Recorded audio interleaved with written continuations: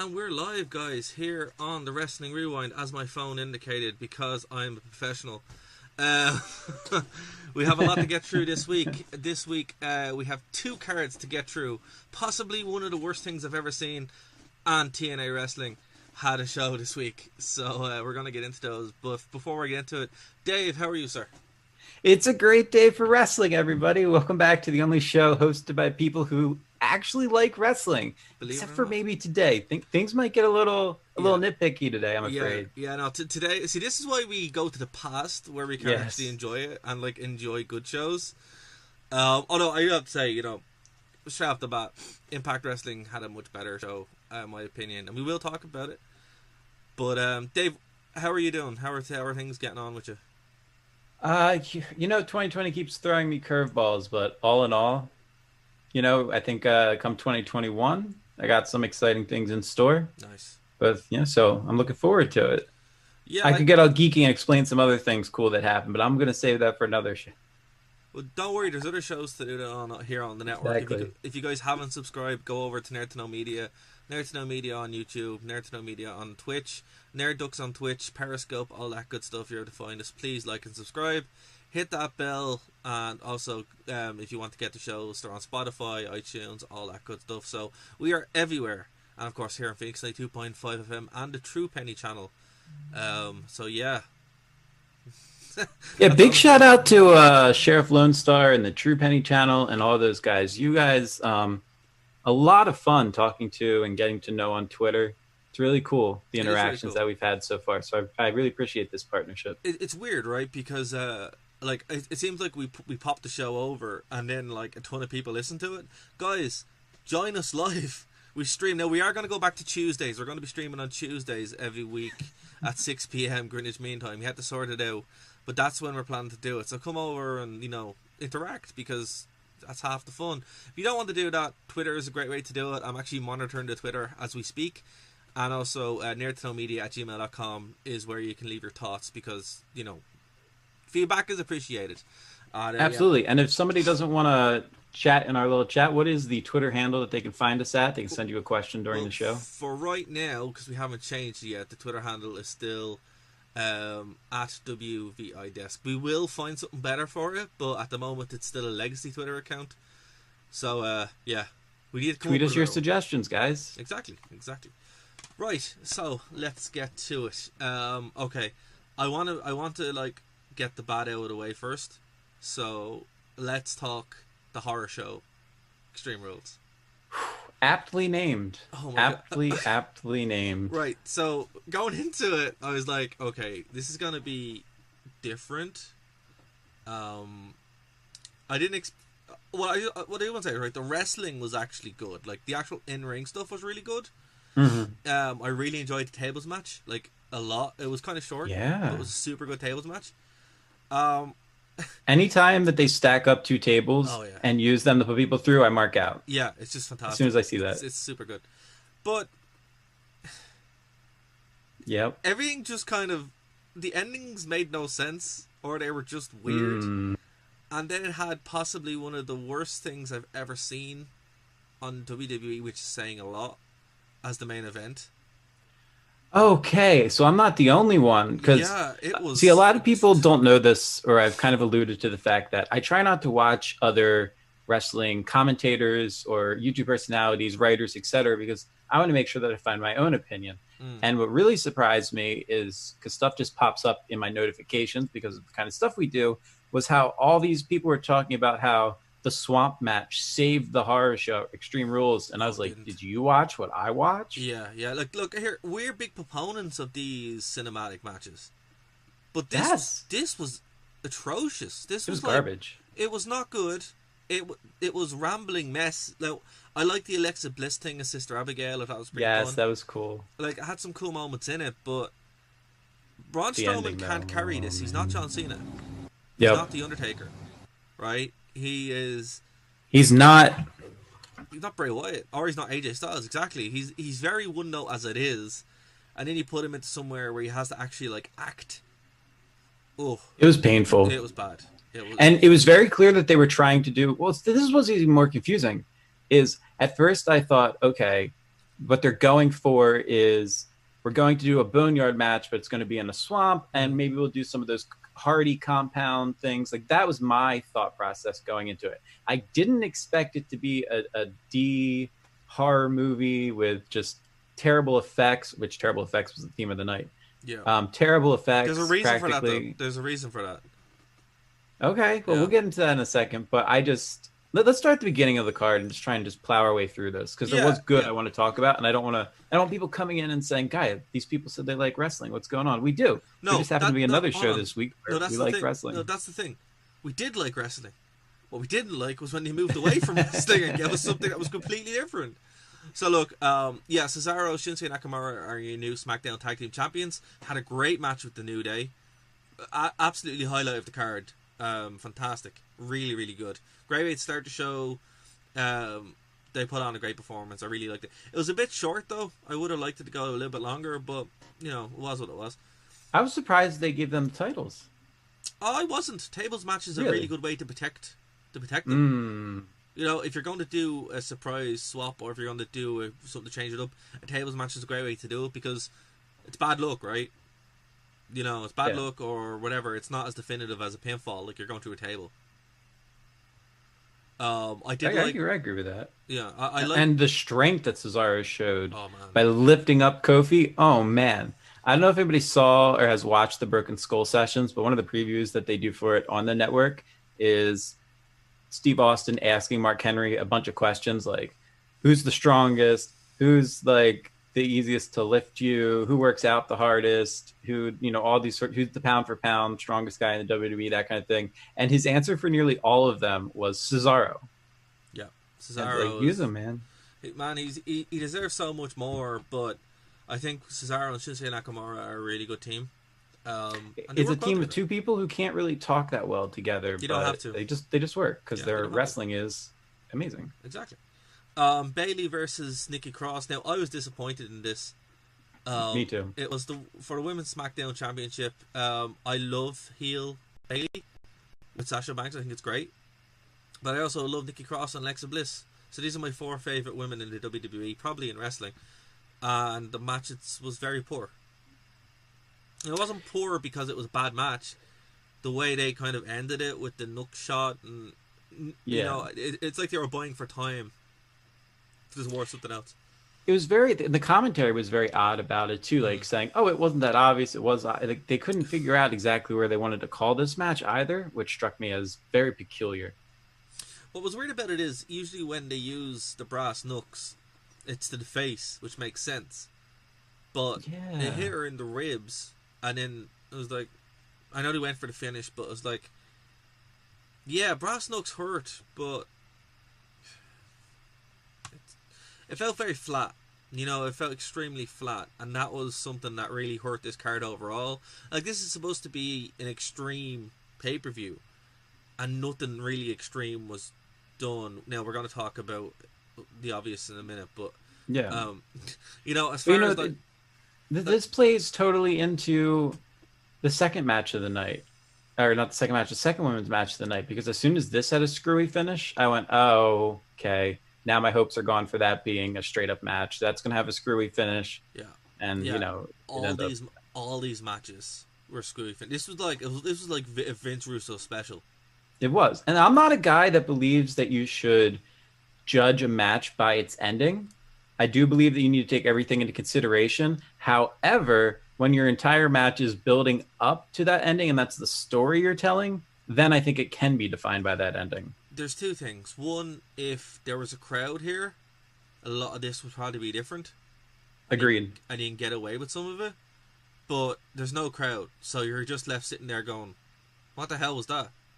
Right? And I miss crowds. It's smart. But I'm saying when we go back and we watch stuff from, the 2000s, 99, heck, even a year ago, it's just, I'm starting to wear thin on how much wrestling I can tolerate. A motorcycle that goes by every time we do the show. That that guy just shows up every week. He does all the time. He just pops up, and no matter when we do it, we moved the show 3 times this week, and he's still. Here we go. There. He's still there. But yeah, whatever I was just saying, I stand by.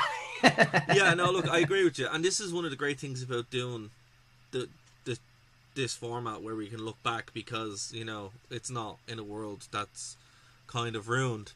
But with this, it's like it kind of goes to you know, to the belief that wrestling is important with its crowd. But when you look at this, it's like a lot of the bad stuff in this would have probably been patched over by having a crowd, but now it's just like, yeah, it's just poor. And this just shows it. Like MVP just declaring himself the US champion, interesting, but a Raw angle. And again, it was a Raw angle, and I expected somebody to come out. Anybody. I was like, anybody to come out, you know. But it's just like, yeah, okay, can I fantasy book? We're allowed to fantasy book on this network, right? We are, but 1 second before you go. Okay, So in AEW, they say why such and such isn't there once they get the virus, right? Apollo Crews gets the virus, and it's like, oh, he's hurt from an attack that happened 2 weeks ago. It's like, this makes no sense. This is dumb as hell. Sorry, go on. Byron Saxton, to that point specifically, Byron Saxton looked absolutely, like, not devastated is not the word I'm looking for, but he looked maybe humiliated that he had to lie and say that, oh, he got an injury, blah, blah, blah. It's like, I have to cover up for something that the company could have prevented. Allegedly, is what I'm saying. Not even that, but like, just be honest with the people. Just be like, listen, we know what's going on. At least now people are wearing masks, thank God, in the crowd. And it's like, just say, hey, he got the virus. Sorry. You know, instead of... Maybe they don't want to be deplatformed. Yeah. But, like, you know, AEW, to their credit, are just like, yeah, look, it just is what it is. Like, people aren't stupid.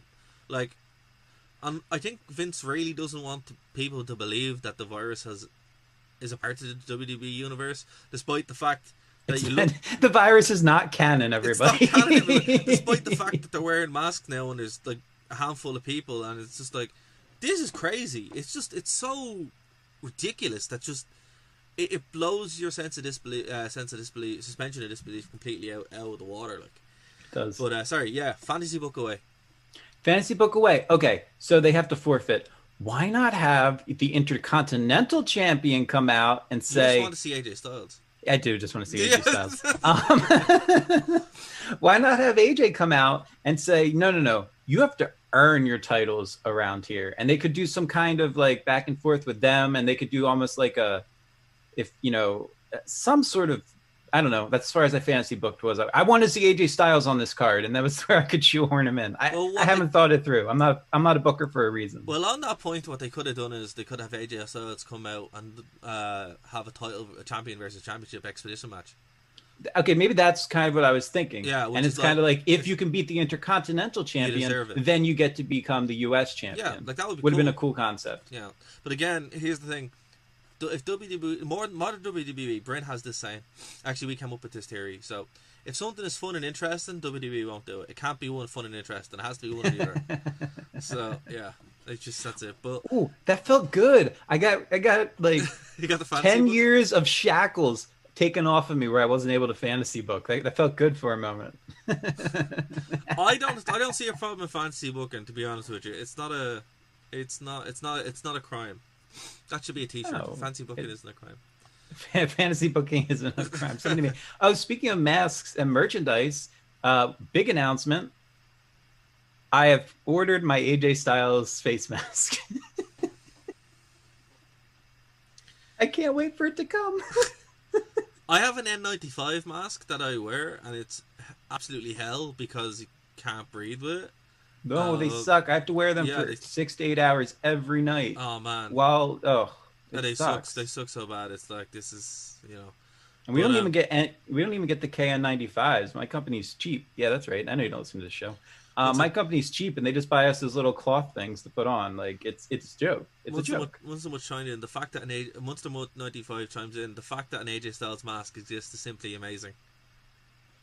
So yeah, we have maybe when it comes in the mail, maybe I'll wear it for a show, or have it up beside you. Also, yeah, I'll put it on like Drew. Where's Drew? Drew McIntyre. Drew McIntyre's there. Yeah, he's over there. Yeah. He's there somewhere. There's a great picture of Asuka down here too. By the way, if you're listening to the audio version and wondering what on earth is going on right now, you should check us out on YouTube or Twitch. By the way, before we get into it though, Kairi Sane is gone from the WWE, and it makes me really sad because I love. Wait, Kairi what? Sane. I thought you just said they re-signed her and all this stuff. You were so happy. No, she's gone. She's moving back to Japan because she got married recently, so she wants to hang out with her husband.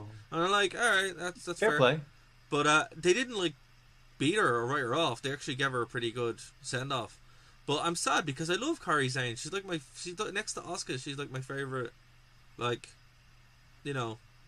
Wait, a big anime head like you is really attached to the female wrestlers? I never would have guessed. Well, she's like my probably my favorite female performer on the Raw roster. So it's like awesome. That sucks. But Asuka is a close second. So at least there's Asuka. But it just sucks, man. It's like why did Although look, fair play to her for getting married. She wants to go and spend time with her husband because she doesn't know if she'll be able to go back to Japan or anything like that. So I suppose you have to kind of do it in the climate. And WWE obviously are like happy enough. So I imagine she'd come back when all this blows over. I have to say, Becky Lynch as well probably made the right decision by getting out of Dodge and taking some time off. I mean, trust me, this is not the time when you want to mess around with stuff like that. Like not. The future is more important than the present. Definitely. But okay, speaking of Becky Lynch's husband, or they got married, yeah, didn't they? I think so. Seth Rollins and Rey Mysterio, right? So this was an eye for an eye match, and when I was watching it, I'm like, "There's no way this is what it means. It can't be what it means."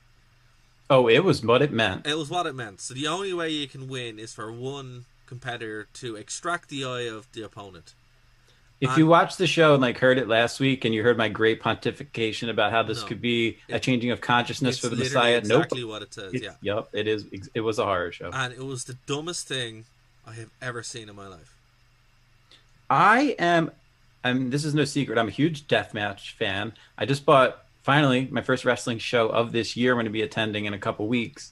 A 2-day deathmatch tournament that I can't wait to go to. And we might have the organizer on the show too. Yeah, let's promote things that we have. Well, actually, we have kind of set in stone, but yeah, let's promote things we've only set into. You have to book ahead. If you don't, this is what WWE don't do. That's why they're you got to book ahead. Give the tease. You have to let people know what's happening instead of just random stuff at the wall every week. Well, I guess to that point, next week's show, we're going to be reviewing King of the Ring 1998. Yes. And Mr. V, my old co-host for 3 years, will be joining us. So I'm really looking forward to that. Because that's the pay-per-view of the greatest lie ever told. The greatest lie ever told. Yeah. I know we've covered that match, we have not covered that match. And First Blood. But we haven't covered that match in context with the rest of the show. So I'm going to be curious to see how it feels. Yeah. It's going to be fun. Besides, who doesn't want to keep talking about that match? Yeah, exactly. Right, so eye for an eye match, right? So it was your straightforward. Okay, right. It's a blood feud. This is why it made no sense. It's a blood feud, and it starts off with them doing flips and holds. And it's like, yeah, what? This is, bring out a little screwdriver or something. Try to shiv him, because it's like, it just doesn't make any sense. It's like if you're doing this, wrestle towards that kind of style instead of just, hey, we're going to do a wrestling match and then we're going to work some spots in, which is what it felt like. It was very paint by numbers. It was very paint by numbers. A very cool move though that I really enjoyed, and it was actually kind of ruined because they basically did the spot back to back, but it was Ray doing his slide out of the ring, and he turned that into almost like a Code Red power bomb into the barricade. I thought that was great. But then literally right before that, they had done a Hurricanrana into a power bomb into the barricade. And I was like, why aren't you mixing it up? It was just very oddly booked. It was a standard Rey Mysterio match. And I say that as in with much respect. Oh yeah. It's like, look, Rey's great, but it was very much your move, my move. And then we go to the finish. Breaking a kendo stick to poke someone's eye out. That was cool. But also, again, there's other ways to do it. So look, I was looking for spoons. That's what I wanted to see. I don't know why they didn't do that. That would have been cool. Spoon the eye out, So apparently what happened was Rey Mysterio would have won this match if he had re-signed. He didn't re-sign, so that's why Seth run. So they shot it earlier in the day, so it wasn't live, which makes sense. And apparently they shot a much more gory CGI filled thing where they actually pulled the eye out, which is why Seth Rollins got sick.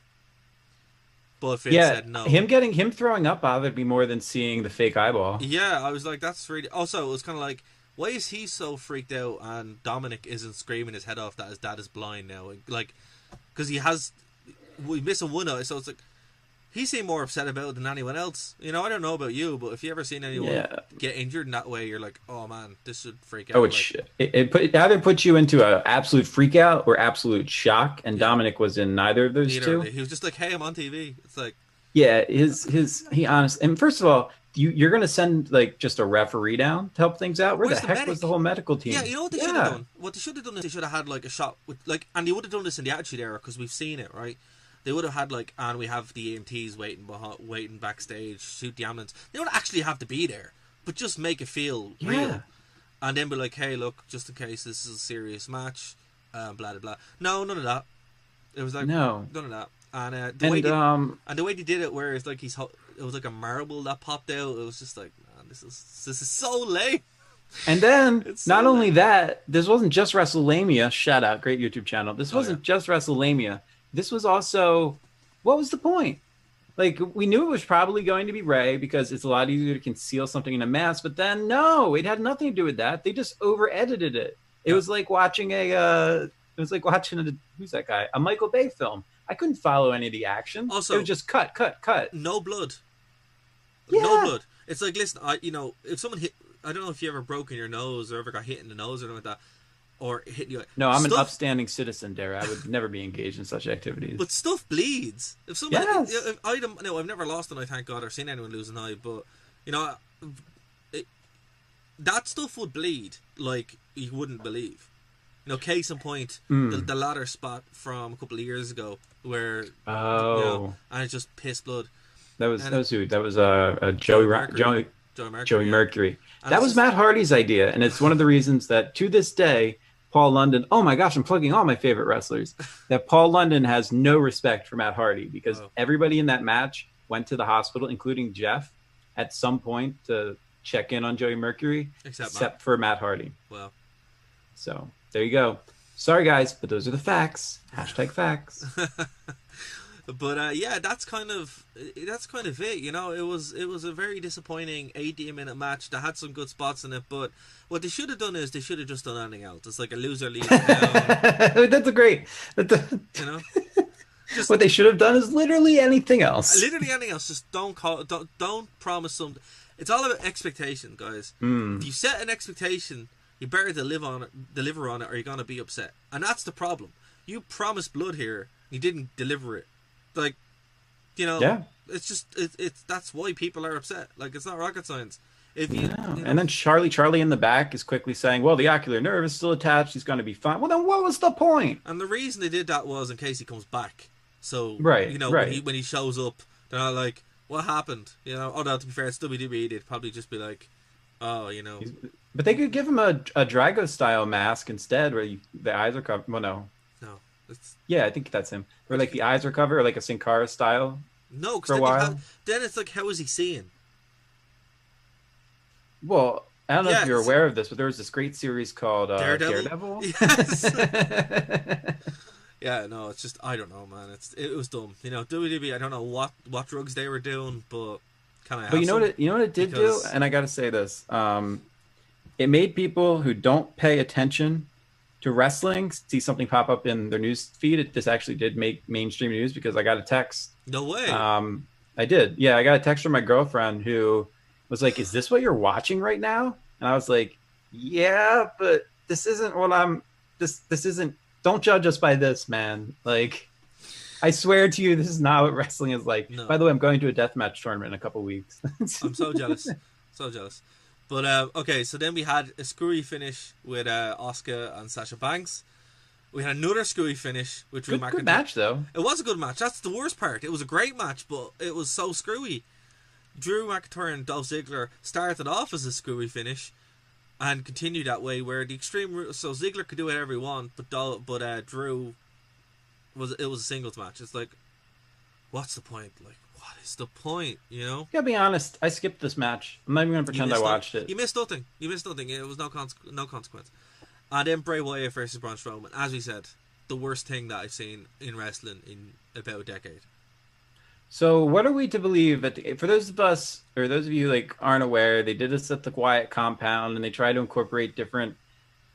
I don't even care enough to explain it. It was crap. Don't watch it. It was I like garbage. It was literally garbage. don't go watch it. But Absolute so like the garbage. ending, what were we supposed to assume that he got thrown into a swamp and torn up by alligators? From my understanding of it, it's that good Bray Wyatt is gone. Either World's Bray Wyatt is back, but the Fiend is taken over, and that's basically it. So does this mean no more Funhouse? I think so. Yeah.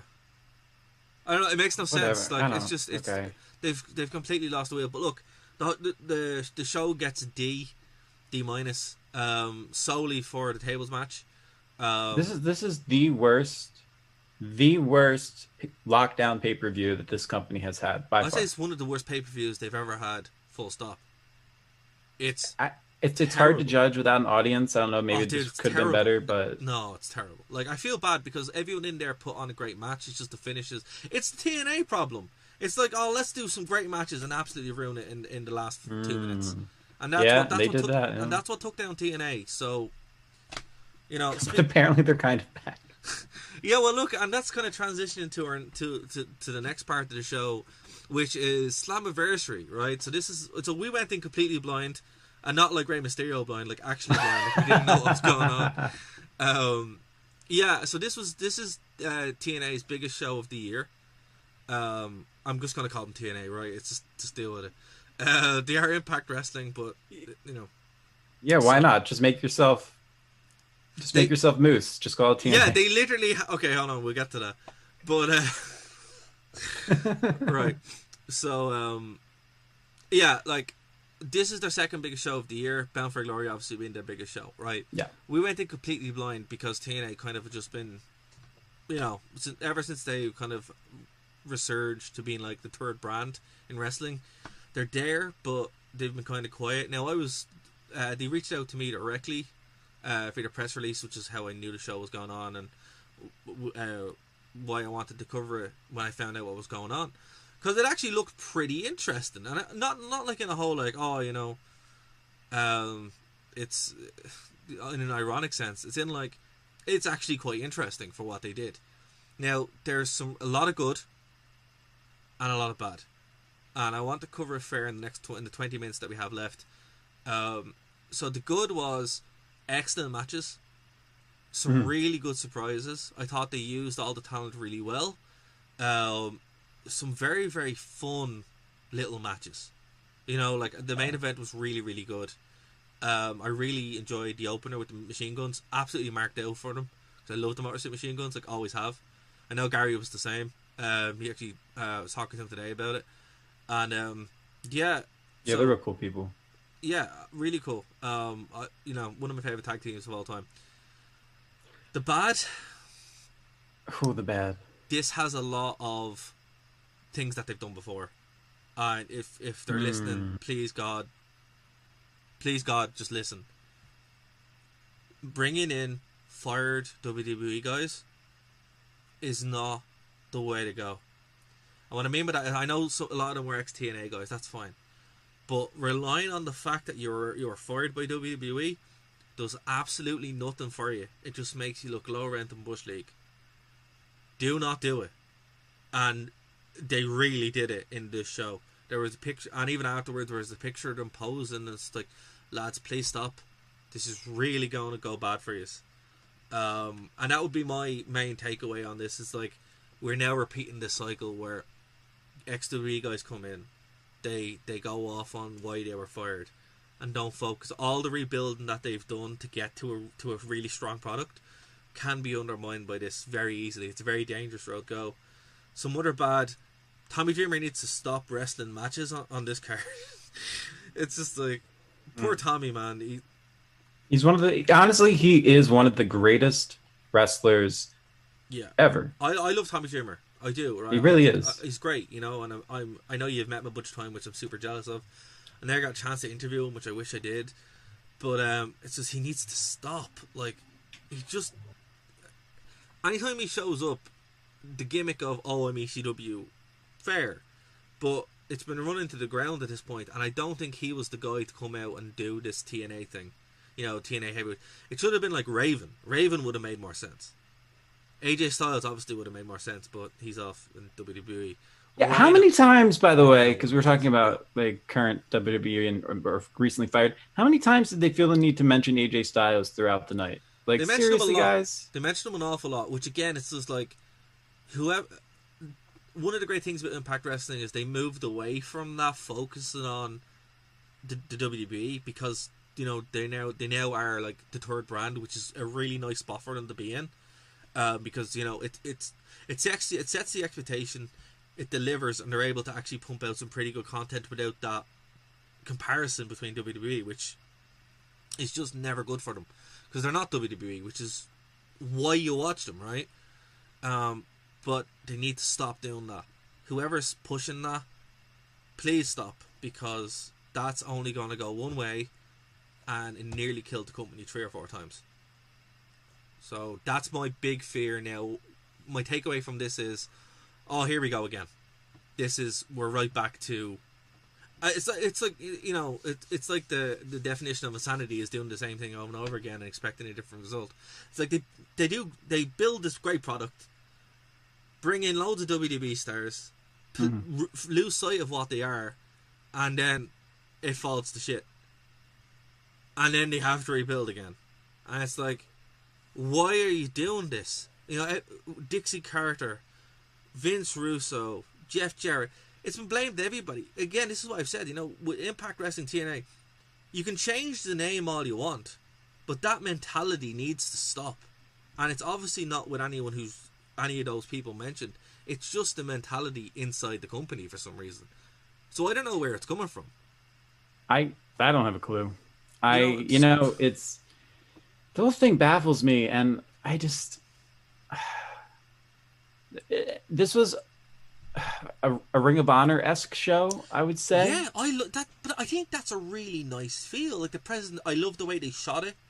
I love the presentation of it. It wasn't too high production, but it wasn't too low. It was a really nice. It was like Ring of Honor. It was like a high production ECW show, where AEW feels like WCW. That's kind of what it feels like. The matches were really good. I thought the opener was phenomenal. One of the best match of the month for me actually was the Guns. Is that you with Chris Sabin? Oh no, that's some Alex Shelley for you. Alex Shelley. Also really jealous at the same time. I do have one with Chris Sabin as well, but we're on Slammiversary now. I had to switch my pick. Yeah, thanks, Dave. Yeah, I just wanted people to see what it was before I go and block it and make it completely nonsensical. Well, no, if you move over a little bit, it's like he's there with you. It's like we have him on the podcast. Wait, if I move over a little bit further, it's like I'm doing the show with myself. What's going on, guys? I'm really feeling good about our audio listeners this week. And once someone chimes in, oh my gosh, it's Alex. Nice. Yeah, he's awesome. I have to say, I love their new look. Their new look was great. It was like a combination of what they did with Red Dragon and the Guns. Yes. Super good. Super good. See, but that's your future again. Like, ironically, it's, their past, but kind of working that style with the Rascals was really cool. Started off the show really, really well. Kind of brought it back to what people expected TNA to be. Moose, I think, is a really good performer. Again, Tommy pulled a good match out of him, but it can only go so far, and it did nothing for either one of them. I really liked Kylie Ray. I think she's great. I'm glad you say that, because as you guys know, and we're gonna need to go through and make a list at some point, because this is gonna be like number 5 or number 6. David's Diva of the Week, and I'm only calling Divas because of the alliteration. She was my Diva of the Week. Oh, good choice. Absolutely. She was so good. Yes, and please understand that I use the word diva because A, that's what they called it when I grew up. Yep. Oh my gosh, that's the worst excuse to use anything ever. Let me change that. A, because it's alliteration. It's Dave's Diva. Dave's Divas. The 3 Ds. We had so far. We had Tori last week. We had I'm sure Alexa Bliss has been on there. Well, we had Casey Cat or something. Oh no, okay, yeah, I'm just saying. Dave, you have your boys and then you have your divas, so it's fine. It's okay. It's okay. But no, Kylie boys Ray, in the bag. Kylie Ray was great. I'm glad she's the number 1 contender now. I think the match that she has for the Knockouts Championship. I hope they don't rush it. I hope they build up to it. So yeah, was what it was. I wasn't really taken by the X Division Championship match. It didn't really feel like an X Division title match. It just felt like a match that had guys in it. Yeah. I mean, I like Willie Mack. This is the first time I ever saw Chris Bay. Obviously, they're very talented. They're just... But you know what they should have done? They should have had a... Like, this is it. Like, by doing the TNA stuff and not having TNA elements in it, it's weird. So they should have had an Ultimate X match for this. Or a ladder match. Oh, okay. Or this would be a great time. Well, I don't know. But this would be a great time for that. Yeah, it would be a great time for it. Because it's like, one, you're bringing people back into this product who maybe haven't seen it before on the Fight app. And also, you're trying to kind of... What's the word I'm looking for? Fill in the gaps between what came before and what came now. And what's weird about the show is none of that... Like, it didn't feel like a TNA show, but kind of did, which was weird. But then they also really wanted it to be a TNA show. So if I was booking this an X Division match, it would have been a cage match, a ladder match, or an Ultimate X match, because that's what it should have been. Now was it this show or last show? I think it was WWE where they got to pick the stipulation for the match, and they said it came down to either a no rope barbed wire match. No, it either came down to a cell match or a something else, and they went with this, or the tables match, and it got so close that the winners got to decide. I want to call nonsense on that booking. That's the Extreme Rules I'm talking about. Yeah, that was the I versus I match. That's how that happened. No, I thought it was. I thought it was the table. All right, was it? I don't even know. Yeah. But no, I don't know. I'm glad we didn't do the news this week because I'm really out of touch. Well, look, with all I'm saying is with the X Division Championship, it has a set expectation, and it's no limits. And this just felt like a match with guys doing moves, which, you know, is great for Impact, but not great for your second biggest pay-per-view of the year. Like, that's the problem. A lot of these shows, a lot of these matches were just matches. There was no real kind of stipulation to them, you know, which they really missed the boat on it. But one thing I will say that I appreciate is all but one match was either for a championship or for the number one contendership. Which I like. So it made that, like, they had pay-per-view caliber. Like, there was, it wasn't just, here's Randy Orton versus Edge for the 1,000th time. That's it, you know, and people say, oh, but the belts don't mean anything. It's like, no, they kind of do. Like, they add that kind of level of prestige to a match when you're trying to build that up to it as well. And I think every champion they have in Impact Wrestling actually carries the belt quite well. But anyway, I like the North versus Ken Shamrock and Sami Callihan. I actually really like Shamrock and Sami as a team, which is great. Like, it wasn't the best match in the world, but it didn't have to be. It was a nice serviceable little cool down after the X Division match. The Knockouts Championship. What do you think about the Knockouts Championship? This was from each show. There was one match that I skipped, and this was the one I skipped for this match. You made a good choice. I'm knocking it out of the park today. You made a good choice. It wasn't. Oh, that's another thing that I can promise you guys. Not firing shots, but Darragh and I are not the kind of people who will say, "Oh, this sucked and I hated it," but have not actually watched it. Like, we will put our time in and watch the shows and then accurately review them with our own opinions and bias naturally. But if something comes up like this, I'm going to tell you guys, hey, I didn't watch this match, so I can't really give you an opinion on it. Because I feel like that honesty is kind of important, rather than being like an armchair quarterback who went on Reddit and formed their opinion. Oh, hey, shout out to Undisputed Productions in the chat. Hey, what's up? Hey, that's Alex Shelley. Oh. Extreme Rules was good. Wasn't a fan of the editing. Yeah, that's fair. That's fair. It really wasn't good. And the choices they made was ridiculous. What did you think of Eddie of the 5-way Impact Championship? Now, here's the thing. This should have been King of the Mountain, right? Just gotta say, yes, really should have been King of the Mountain. They really missed the boat on that. Like, it was weird. So this match kind of came about because Tessa Blanchard just disappeared, and they had a vacant championship, and then people kept getting injured. So our final lineup in this match was Eddie Edwards, Ace Austin, Trey, Rich Swann, and the returning Eric Young. Now, again, Eric Young, ex-WWE guy, but not really. He's more of a TNA guy, so I'll let this one slide. But what did you do to your back, Eric Young? Okay, who even won the swap match? Nobody. Everybody lost. Including everybody who paid to watch everybody who paid to watch it. Everyone lost. Nobody won. It was a and if you look on Wikipedia, it's a non-contest. Yeah, the Gators. I guess the Gators won. Nobody won. Nobody had a bad time. Everybody had a bad time. But yeah, this match, I gotta tell you, I thought it was going to be amazing. The talent in there is great. Eric Young, honestly, I don't know what you did to your back with those tattoos. The mask is cool. He comes out wearing though. That is cool because I didn't realize who it was at first, and I also realized I'm getting old because Eric Young of all people is starting to show age. Yeah, that's scary, man. I remember when Eric Young was sprightly. He's not anymore. He is hella old. No, yeah, old. My biggest complaint about this match is they made Ace. Okay, and I mean no disrespect by this because the kid's like what 23 years old, but Ace Austin, they made it out as if he was this tremendous like world champion caliber talent, and honestly a lot of what he was doing was very indie paint by numbers move sets, and I was kind of disappointed in that.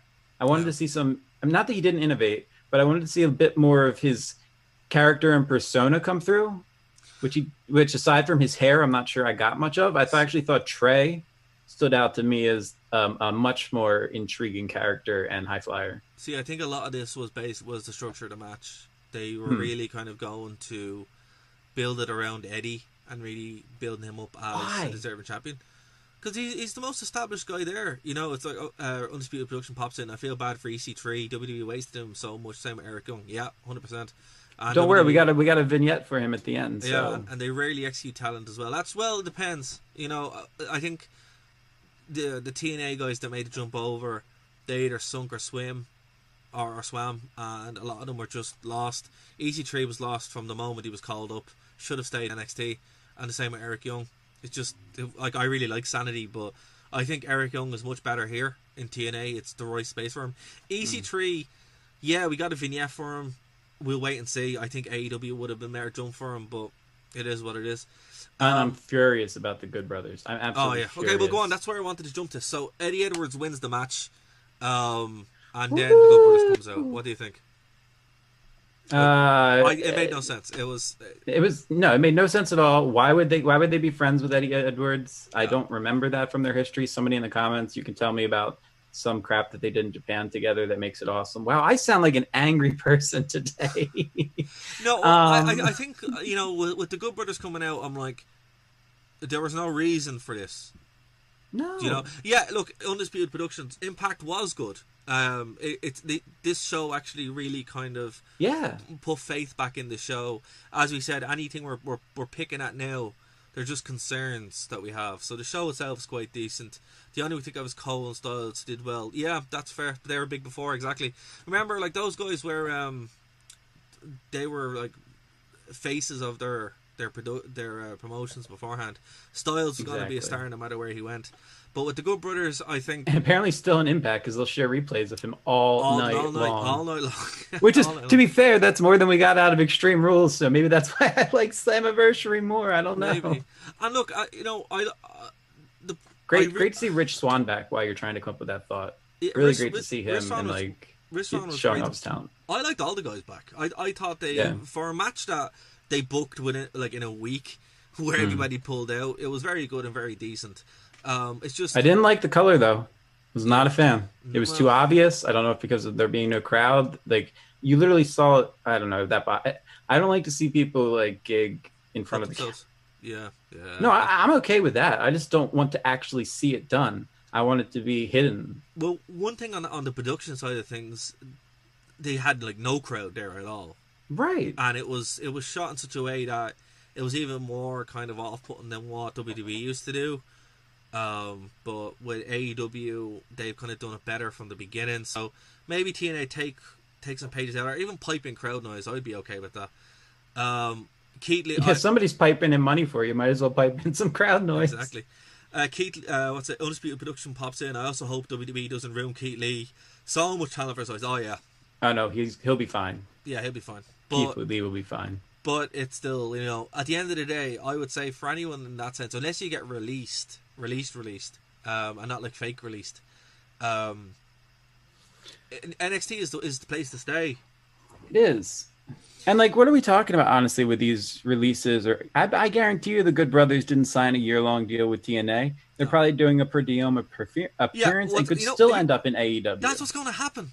That's what's going to happen. They're going to show up in AEW in a week or two, and then they got paid a bunch of money. And this is what I'm saying to you about what Impact need to be careful of.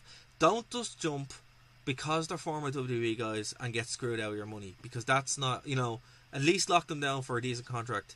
EC3 is going to be there. He's going to hang around for a while, probably. Obviously, Eric Young hasn't gone anywhere. He's happy enough to be there.